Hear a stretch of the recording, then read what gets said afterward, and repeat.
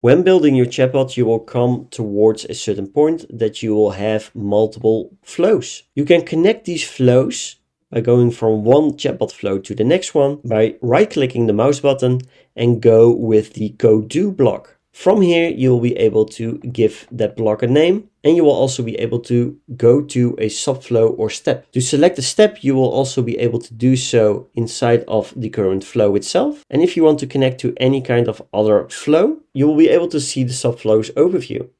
Now, if you have multiple flows that are not displayed on one overview, you can also search by name.